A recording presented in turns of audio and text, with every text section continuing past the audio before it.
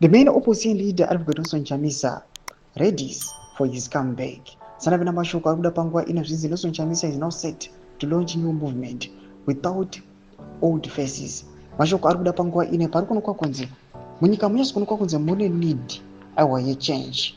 Munyatsokuonekwa kunzi the opposition has been captured. Advocate Nelson Chamisa onzi oronga zvitsva anyatsouya achiuya neagenda aiwa yokusukuta.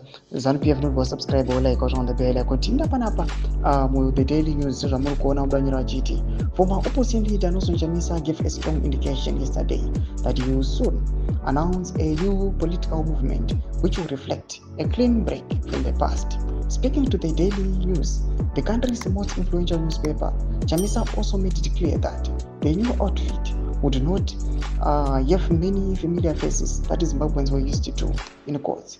When it comes to what are the next steps and the next course, the same way I told the people that I am leaving the Citizen Coalition for Change CCC is the same way I will come and tell the people that this is the path we are traversing and this is the trajectory we are going to embark upon. Thomas Kwantogona ari Nelson Chamisa achizvibudisa pachena kuti now ava kuuya neimwe engo aiwa panguva inoi achiuya achizama kuda kuisa change munyika yeZimbabwe.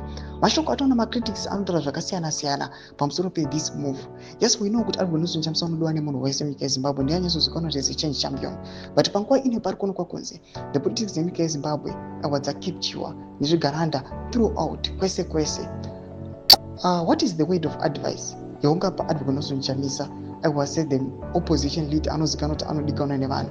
Ungamuyambira kuti kudii? Ungamupa advice yekuti is this move yavari kuita, do you think it's going to be viable? Imbotidze mafunguro enyu nemasuggestions enyu. Pinda comment section medu mafunguro enyu.